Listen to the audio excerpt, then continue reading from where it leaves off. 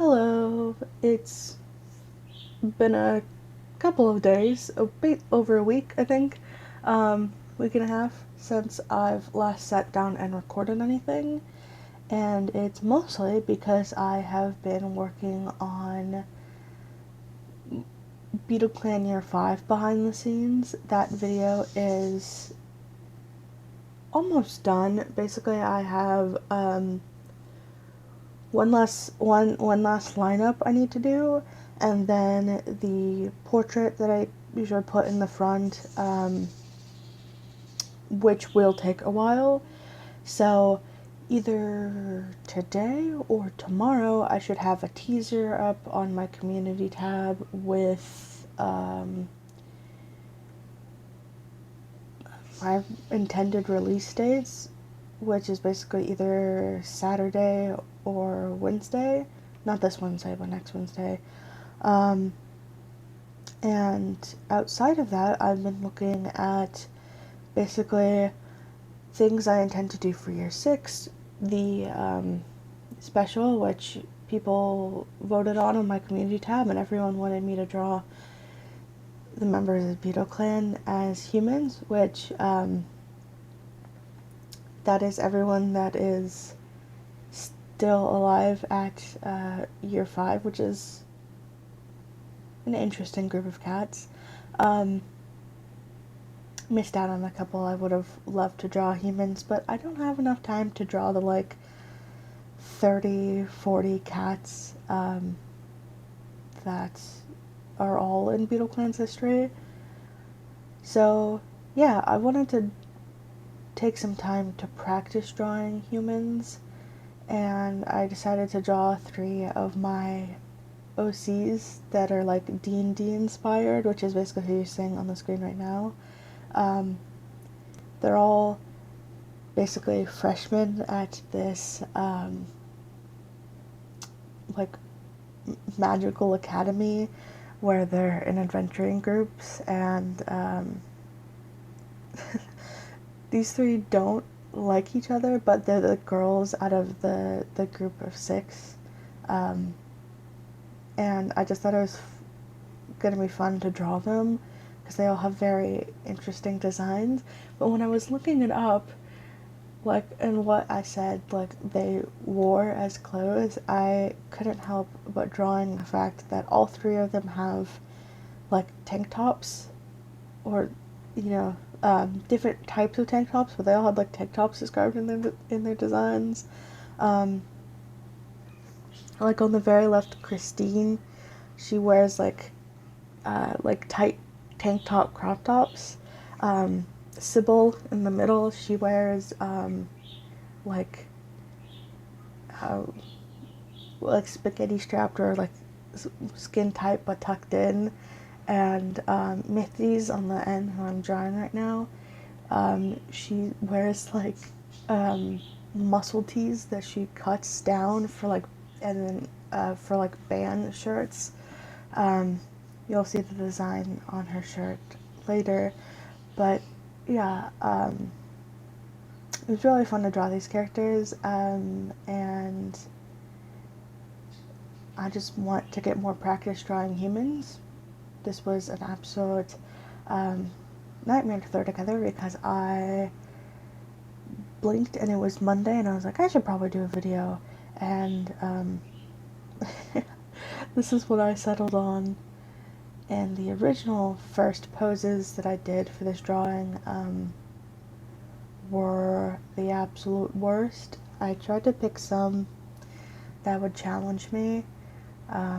I don't draw hands that well, by the way, which is what I'm not doing any full body. And when I do the year 5 special and drawing those characters as humans, I'm probably just going to do shoulder shots. I think it's bust shots, or to torso. I'm not gonna be drawing legs. I'm gonna try not to draw hands. Prefer to just draw face, because that's the stuff that's interesting, and shoulder, which I don't get into the video, but I do have a huge like doc that I've put together of what I think they look like, and I need to, and this is what I'm going to be doing next when I finish, when I'm in between finishing drawing and sitting down to edit, which is basically just doing sketches of what they look like, hammering out the design, which I feel like I should talk about here. There's a reason that, like, whenever I draw human characters, I absolutely do all of the sketching behind the scenes. And I do this too with, like, oh my god, my bird is going crazy. Hold on, give me a second. She's just like that sometimes. When I'm doing drawings, I feel like I spend a lot of time on the sketching process. I usually will have like 3 sketching processes where I will do, especially for drawing humans, well, I have a really rough sketch, and then I will clean that up to make sure the proportions feel good, to make sure that like hair and eyes look good. And then on the third one, I will take, if I blocked out any clothes, fill that in, or I will just be making what I think clothes look like on these, you know, whoever I'm drawing, and make sure it looks really good, which takes a lot of time, and I just skip all of that when I'm drawing it, because like I feel like it would be really boring and kind of self-conscious. Because I mean, I don't, you know, trace or copy, but I do like inlay references into the file I'm working on, and then on a different layer, like make sure draw over it so my proportions look good, and then I will change and make it look different how I will. I'm still not fully confident drawing like just humans without reference.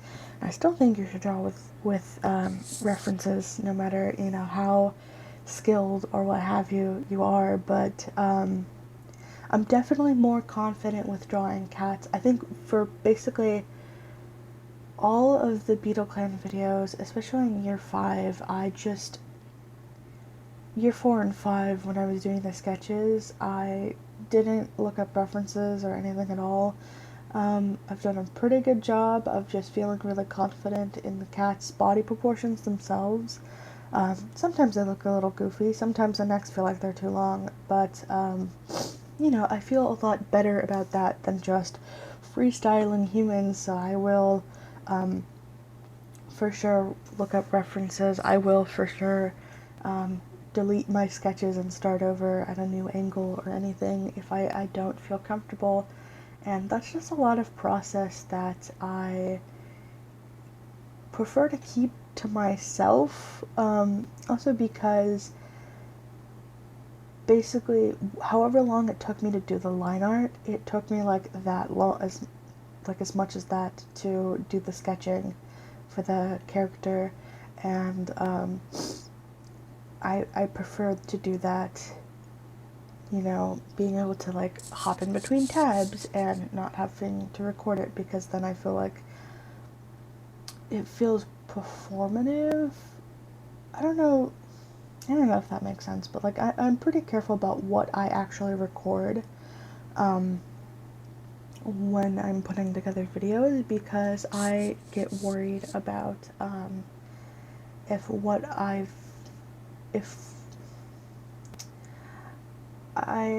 people judge artists a lot. So I feel like if I just start whenever I'm doing the line art, it feels like line art, coloring, shading, that feels like it's all appropriate things to show. Doing a background feels fine, but I'll work out all of the other things like picking colors or interpreting certain character design elements, blah blah blah, to myself, because it's easier when I do it and I can spend a lot of time. Like, like Misty's design, we're not coloring her yet in the speed paint, but when we get to her, I spent a lot of time just trying to get the right shades, um, and figure out a good design that I would rather not um, have that recorded, because like that was a lot of time and energy that was put into making the design look not just good, but like not an eyesore. Everything about her design is very dark blue, very black. Um, some highlights of gold and like electric blue, but like that, those blacks need to all look, distinct without blending into each other, and her skin and her hair have to look like they're separate, and it's just like a process that can be pretty difficult. So, yeah, um, I'm gonna ramble about D&D now for like a few minutes. But basically, each one of these characters are like D&D characters. It's like a solo campaign I was running for myself, for a bit of fun. And so each of these three are very fun characters. Sybil in the middle, she is a human fighter, I believe, who will multi-class into ranger. She's very much a sharpshooter. She does archery. She is like a camp gal. She loves spending her time in the outdoors and going to camp, and she's very much the leader of her group, and very sportsy. On the left, we have Christine, who is probably one of my favorites of the group. She is she's a sorcerer with the draconic bloodline, and she really, really, really hates the reason why she has that in the first place, because like her lore is that basically her she didn't have magic before, but then magic was like forced into her by cultists that wanted to use her as a human sacrifice, to revive a dragon, and now it kind of messed up. So she has, you could see the green on her is where the dragon is influences still in her, but yeah, she survived. And Mithri's is a tiefling. I forgot to mention that Christine's a half elf, but she's more. She lives with her human father, and Mithri's is a tiefling who her mother is like considered to is this like demoness that has been kicked out of where she originally was in that world's equivalent of like the afterlife of hell, basically. And her mother was considered like the faceless, and had basically given Mithri's to her human father, in a way of like controlling him. And Mithri's is a bard that was really into classical music, like Chopin and stuff. But then she went through like a rebellious phase, and now she plays the electric guitar and wears fishnets and listens to rock bands and hates everyone, and basically the whole group hate each other, but it works out in the end. So anyways, yeah, that's Practicing Drawing Humans. Beetleclan should be out soon. Thanks for stopping by.